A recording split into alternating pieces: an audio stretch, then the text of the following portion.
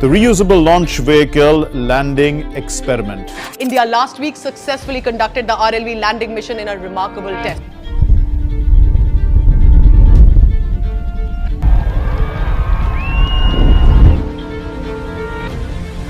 ये था इंडिया का सबसे पहला रीयूजेबल लॉन्च व्हीकल, जिसे 2 अप्रैल 2023 को सक्सेसफुली लैंड करने में इंडिया को सफलता मिला। और उसी सक्सेसफुल लैंडिंग के साथ इंडिया यूएस के बाद दूसरा देश बना जिसके पास उसका खुद का रीयूजेबल लॉन्च व्हीकल RLV है। और दोस्तों, इस RLV की वजह से जहां पर पहले इसरो 57 बुगाटी के खर्चे में सिर्फ एक सैटेलाइट लॉन्च करता था, और अब वही कॉस्ट मतलब कि एक बुगाटी के खर्चे में हो जाता है पॉसिबल। और इसके लिए इसरो एक unique mind blowing strategy use की है। इसरो के साइंटिस्टों ने ये देखा कि मार्केट में ऑलरेडी कई सारे स्पेस एजेंसी है जो रीयूजेबल बूस्टर बना रहे हैं, और इसीलिए इस टेक्नोलॉजी पे समय और पैसा ना बर्बाद करते हुए तो उन्होंने सीधा RLV को ही डेवलप कर दिया। यानी कि दोस्तों, हुआ ये कि जहाँ पे SpaceX के पास सिर्फ रीयूजेबल बूस्टर्स है, तो वहीं इसरो के पास रॉकेट बूस्टर्स के साथ साथ RLV भी है। और अब इससे होगा ये,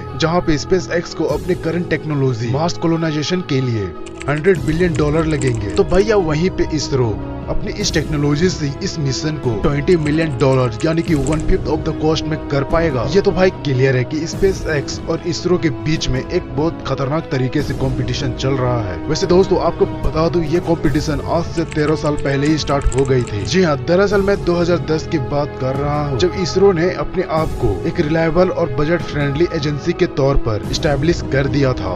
लेकिन उस वक्त एक बजट फ्रेंडली एजेंसी बनना काफी नहीं था। कंपटीशन में बने रहने के लिए उन्हें उस वक्त एक प्राइवेट कंपनी जैसे SpaceX से कम्पीट करना था, जो कम कॉस्ट के साथ साथ जो एक्सपीरियंस एग्जीक्यूटिव भी प्रोवाइड कर पा रही थी, जो उस समय काफी डिमांड में चलता था। और अगर SpaceX की बात करें तो वो उस समय अपना वो एक अलग पैरेलल चला रहा था, मतलब कि वो एक ऐसी टेक्नोलॉजी पे काम कर रहे थे जो इससे पहले सिर्फ नासा ने इस्तेमाल किया था। लेकिन उसी की वजह से हुए 14 एस्ट्रोनॉट के मौत के बाद नासा ने 2011 में उसे डिसकंटिन्यू कर दिया। दोस्तों, आप क्या जानते हैं कि वो टेक्नोलॉजी कौन सी थी? तो जान लो, यही था reusable launch vehicle.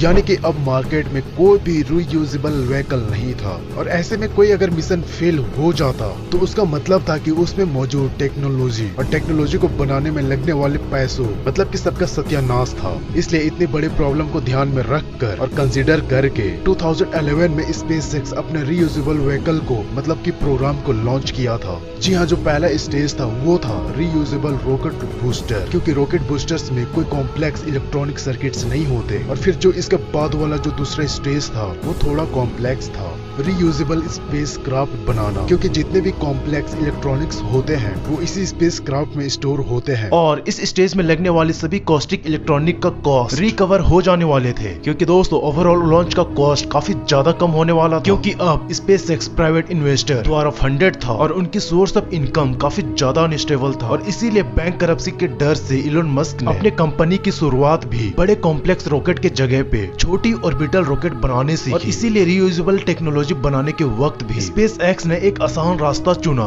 Reusable rocket booster बनाने का। लेकिन इसके आसान रास्ता चुनने के पीछे उसका एक वजह थी, रसिया का मस्क को रॉकेट देने से इनकार करना। और SpaceX के शुरुआती दिनों में मस्क का ये मानना रसिया का अनयूज्ड ICBM खरीदे और उसे डिसमेंटल करके रॉकेट के बारे में सीखा, तो बहुत ही जल्द नासा के ISS और सैटेलाइट मिशन के लिए अपने रॉकेट प्रोवाइड करके पैसे कमा सके। बट देन ओरिजिनली दोस्तों, रसियन ने मस्क से 3 ICBM के लिए $21 मिलियन की मांग रखी, लेकिन वो कुछ ही दिनों में अपनी डील से मुकर गए और पर ICBM $21 मिलियन की मांग करने लगे। यानी कि अगर मस्क ने इस डील को साइन करता तो कैलकुलेशन के हिसाब से बात कुछ ऐसी हो जाती, 2 आने की मुर्गी और ₹12 का मसाला। और इसी ने मस्क ने यह ठान लिया कि वो खुद रॉकेट बनाएगा और नासा के साथ डील करके उसके छोटे छोटे मिशन को लॉन्च करके अपने इन्वेस्टेड मनी को कवर करेगा। और now as you can see guys, अगर रसिया से तभी ही उसको रॉकेट मिल गया होता तो आज मस्क के पास एक पूरा रीयूजेबल रॉकेट बना होता। बट अनफॉर्चुनेटली ये ऐसा हुआ नहीं, और इसीलिए मस्क को इजी या less complicated lower stage reusable rocket booster से शुरुआत करना पड़ा। लेकिन ये इजी स्टेप को एग्जीक्यूट करते समय मस्क को कई सारे फेलियर्स का सामना करना पड़ा। उसके पहले रॉकेट के टेस्ट में रॉकेट को पैराशूट के जरिए लैंड करने की कोशिश की, बट इसके वजह से रॉकेट एटमॉस्फेयर में री एंट्री करते समय ही फट गया। और इन फेलियर्स के बाद उसने वर्टिकल टेक ऑफ और वर्टिकल लैंडिंग सिस्टम को डिवाइस किया और उसमें एक पैरासूट के बदले उसमें पावर और एक डिसेंट लैंडिंग सिस्टम का इस्तेमाल किया। दोस्तों उस सिस्टम में 3 साल एक्सपेरिमेंटल करने के बाद 2015 में स्पेसएक्स ने फाइनली अपना पहला रीयूजेबल रॉकेट बूस्टर फैल्कन 9 बनाकर दिखाया। मगर स्पेसएक्स के रीयूजेबल रॉकेट को सक्सेसफुली टेस्ट करने के बावजूद भी इसरो ऑलरेडी उससे एक कदम आगे चल रहा था, क्योंकि दोस्तों इस स्टेज पर जहां पे स्पेसएक्स लॉन्च के बाद जहां पे वो सिर्फ अपने रॉकेट को रिकवर कर सकता था, वहीं पे दोस्तों इसरो अपने RLV प्रोग्राम के तहत रॉकेट के साथ साथ अपने स्पेसक्राफ्ट को भी रिकवर करने का प्लानिंग कर रहा था। और इसरो के इस प्लानिंग का शुरुआत 2012 में उसके RLV प्रोग्राम से हुई थी, लेकिन स्पेसएक्स के विपरीत उसने रिस्की और स्टेज यानी सीधा रीयूजेबल स्पेसक्राफ्ट बनाने से ही शुरुआत की। और ऐसा इसलिए क्योंकि इसरो एक स्टेबल फंडिंग से लेस ऑर्गेनाइजेशन है अनलाइक स्पेसएक्स, और इसीलिए रिस्क कम है। और सिर्फ इतना ही नहीं, इस प्रोजेक्ट में इसरो के साथ एक और पार्टनर भी था, DRDO, जो मिसाइल टेक्नोलॉजी में माहिर है और 1980 से ही दोनों साथ में अच्छे से काम कर रहे हैं। और इस सपोर्ट की वजह से इसरो सीधा RLV जैसा रिस्की स्टेज अटेम्प्ट भी कर पाया। और अगर देखा जाए तो उस समय से ही इसरो और DRDO दोनों एक जैसी टेक्नोलॉजीज पे ही काम कर रहे थे। जी हाँ, लेकिन सिर्फ फर्क इतना था,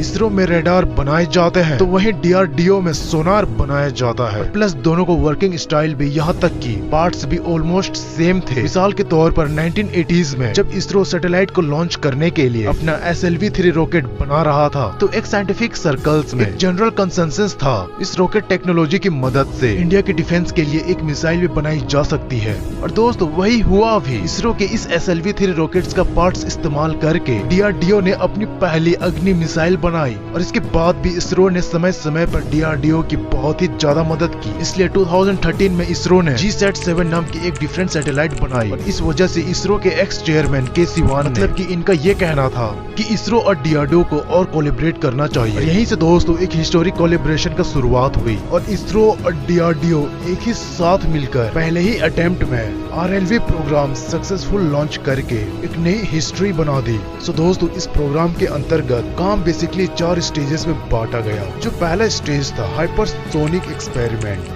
HEX, और इस एक्सपेरिमेंट में इसरो ने अपने RLV पे लगे कार्बन सिलिकॉन हीट शील्ड को टेस्ट किया। इसमें एक सॉलिड बूस्टर रॉकेट की मदद से इन्होंने अपने RLV को 60 से 65 किलोमीटर के डिस्टेंस पे भेजा, ताकि वो स्पेस जैसी कंडीशन को सिमुलेट कर सके। और उस हाइट पर पहुंचते ही साइंटिस्टों ने RLV को रॉकेट से सेपरेट किया, यानी लैंड होने के लिए छोड़ दिया। और लैंडिंग के दौरान RLV की स्पीड साउंड से यानी 5 गुना ज्यादा स्पीड थी, यानी वो हाइपरसोनिक स्टेज में पहुंच चुका था, जहाँ पर उसके हीट शील्ड को टेस्ट करके साइंटिस्टों ने उसे बे ऑफ बंगाल में लैंड करवा दिया। ये टेस्ट इसरो के RLV प्रोग्राम में मेजर माइलस्टोन था। इसके बाद 2 अप्रैल 2023 को इसरो ने अपने RLV प्रोग्राम के सेकंड स्टेज यानी लैंडिंग एक्सपेरिमेंट LEX को टेस्ट किया। और इस टेस्ट के चलते स्पेस एक्सप्लोरेशन की हिस्ट्री में पहली बार किसी एजेंसी ने RLV को एक हेलीकॉप्टर के जरिए 70 किलोमीटर के हाइट पर ले जाकर छोड़ दिया। उसके बाद RLV ने ऑटोनोमसली खुद को रनवे की तरफ गाइड करते हुए सक्सेसफुली लैंडिंग का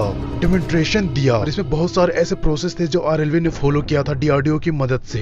वैसे दोस्तों ये वीडियो आपको कैसा लगा हमें कमेंट करके भी जरूर बताइएगा। और जाते जाते इस चैनल को भी सब्सक्राइब करते हुए जाना। तब तक के लिए बाय, मिलते हैं नेक्स्ट वीडियो में।